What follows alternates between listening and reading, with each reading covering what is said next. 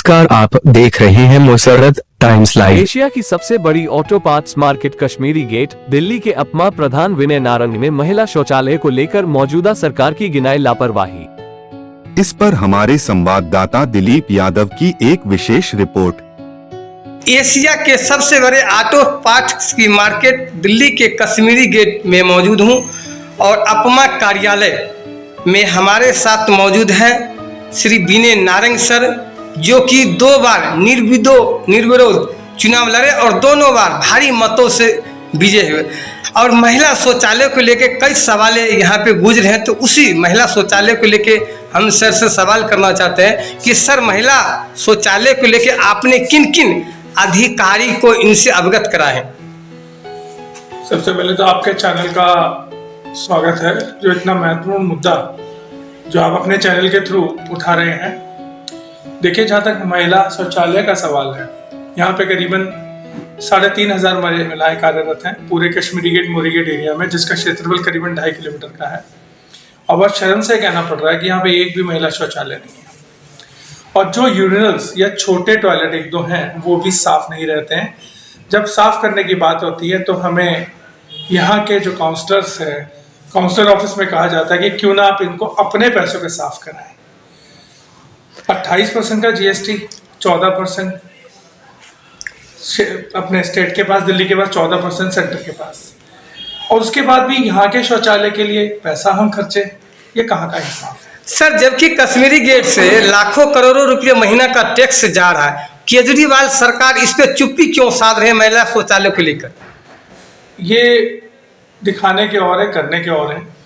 मैं किसी भी मौजूदा सरकार की मैं इंसल्ट नहीं करना चाहता, लेकिन ये एक शौचालय जो है, सार्वजनिक शौचालय, ये हमारा हक है और इस हक के लिए कोई भी लड़ाई लड़नी पड़ी हम लड़ेंगे।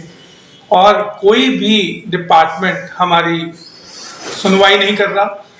हम इसके लिए सीटीआई से भी मिले थे। सीटीआई ने एक कमेटी का गठन करना था जिसमें कुछ मार्केटों को चुना जाना था। आला अधिकारी दिल्ली सरकार के हमारे क्षेत्र में आए और हमने उनको पूरा क्षेत्र घुमाया और उन्होंने हमारी दिक्कतें सुनी और ये स्वीकार भी किया कि यहाँ पे बेसिक मूलभूत सुविधाओं की कमी है, जिसके लिए हम जल्दी विचार करेंगे। हो सकता है आपकी मार्केट उन 5 मार्केट में डिक्लेयर कर देंगे जिनका एकदम उत्थान होना है, लेकिन हम दुर्भाग्यपूर्ण उस 5 मार्केटों में नहीं आए। लेकिन जहां तक मैं समझ रहा हूं, उन 5 मार्केटों का भी जो आई हैं इस लेवल पर, उनका भी कोई खास उत्थान नहीं हुआ है। लेकिन हम लोग बेसिक सुविधाओं में सबसे पीछे हैं। सर, केंद्र सरकार के 2 अहम फैसले, नोटबंदी और जीएसटी से कश्मीरी गेट के सभी दुकानदार एवं व्यापारियों को कितना असर पड़ा है? देखिए, जहां तक नोटबंदी का सवाल है, वो उस समय की सरकार का सही फैसला था।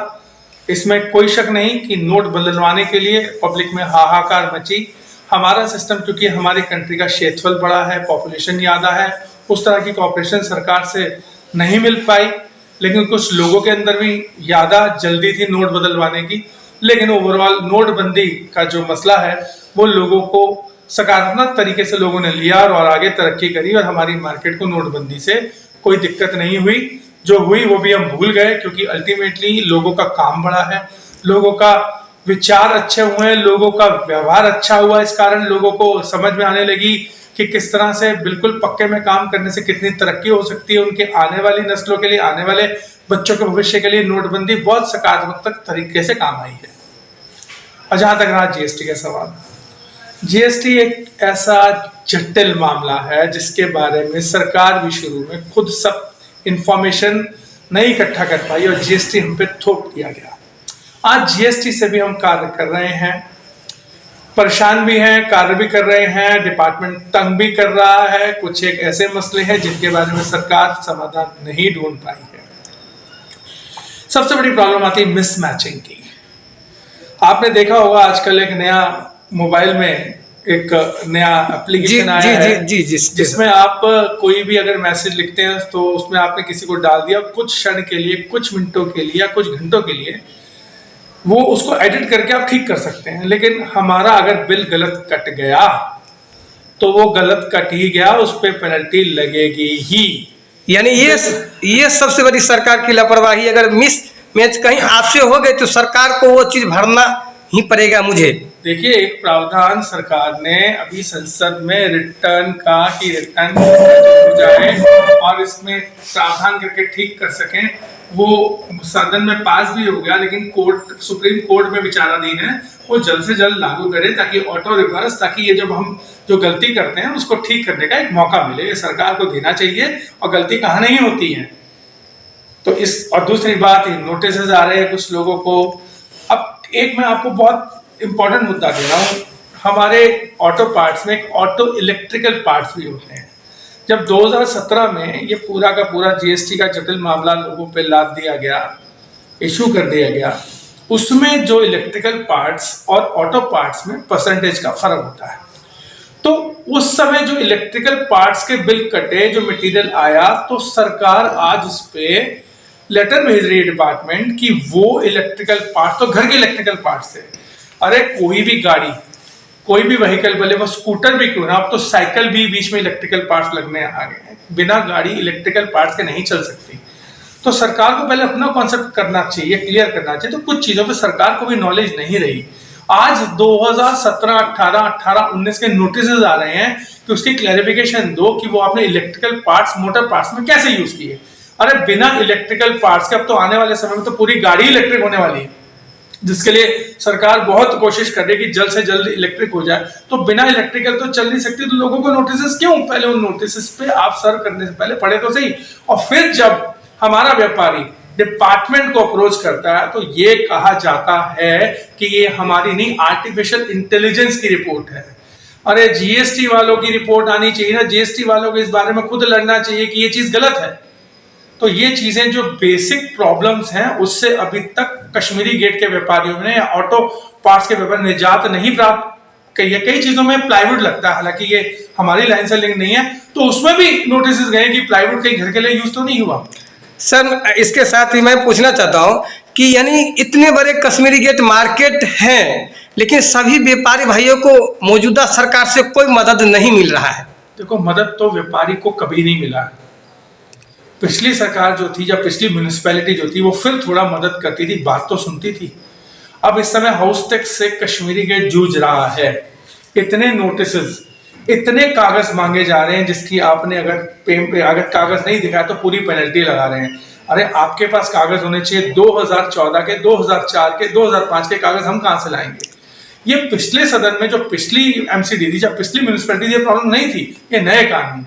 तो मेरे हिसाब से हम व्यापारियों की प्रॉब्लम मौजूदा सरकार और मौजूदा म्यूनिसिपैलिटी से बड़ी है, जो कि कम होनी चाहिए। थोड़ा सा व्यापारी के लिए सोच रहे। व्यापारी आज भी हमारी, भले देश की इकोनॉमी हो, भले हमारे स्टेट की इकोनॉमी, दिल्ली राज्य की इकोनॉमी हो, इसकी रीढ़ की हड्डी है। और यही सबसे प्रताड़ित कौम है। हमारी तरफ बिल्कुल ध्यान नहीं दिया, बल्कि हमें दिक्कतों का अंबार और दे दिया जाता है। भले वो हाउस टैक्स हो, भले वो टॉयलेट की हो, भले वो जीएसटी की प्रॉब्लम हो, ये हमारे को हर तरह से प्रताड़ित कर रहे हैं। हमारे बारे में कोई भी सकारात्मक तरीके से नहीं सोच रहा, बल्कि हम लोग और इनकी सुविधाओं से डाउन होते जा रहे हैं। सर, मैं जानना चाहूँगा, जैसे सरकार इन सभी बातों पे नज़र नहीं दे रहे, अगर हालांकि एक दिन कश्मीरी गेट मार्केट अगर बंद होती है तो सरकार का कितने हजार करोड़ का नुकसान होता है? काफी हजार करोड़ का नुकसान होता है, लेकिन इन सभी बातों पे सरकार का कोई ध्यान नहीं है। सरकार का कोई ध्यान नहीं। लेकिन हम जो प्रेजेंट हम लोग हैं, ये जितने भी, जी सर, देखिए, कश्मीरी गेट बंद होना अपने किसी समस्या मनवाने का समाधान नहीं है। जहाँ तक मेरा और मेरी एसोसिएशन का सवाल है, हम लोग इस बंद के, स्ट्राइक के बिल्कुल खिलाफ हैं, क्योंकि उससे हमें तो नुकसान होता ही है। सरकार तो जो होता है, हमें जो नुकसान होता है, हमारी लेबर का नुकसान होता है, उनके पैसे काटे वो हमें ठीक नहीं लगता। तो बंद नहीं है समाधान। आप लोगों के माध्यम से, अखबार के माध्यम से, आपके माध्यम से हम लोग अपनी आवाज़ आगे तक पहुंचाते हैं। और अगर उसी पे असर होना शुरू हो जाए, कभी कभी असर ऐसा नहीं होता भी है, और ये आप लोग जो फेसबुक लाइव करते हैं, अपने चैनल के थ्रू जो हमारे विचार दिखाते हैं, ये भी सरकार तक पहुंचते हैं। इसके मैं आप पूरे जितना भी मीडिया में उसका बहुत आभारी हूँ। और छोटे छोटे चैनल्स जो हैं, ये बूंद बूंद मिलकर ना घड़ा भरती हैं। जी सर, मैं इस उम्मीद में हूँ कि आप लोग जो हमारे साक्षात्कार या इंटरव्यूज लेते हैं और हमारी बात आगे तक पहुँचाते हैं, इन पर कभी ना कभी असर जरूर होगा।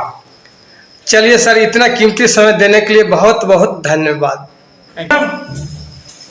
अभी आप देख रहे थे अपमा कार्यालय, में अपमा प्रधान श्री विनय नारंग सर से खास बातचीत कर रहे थे। ये दृश्य हम अपमा कार्यालय की दिखा रहा हूँ, यहाँ पे अपमा मेंबर के सारे। तो कश्मीरी गेट से दिलीप यादव की ग्राउंड रिपोर्ट।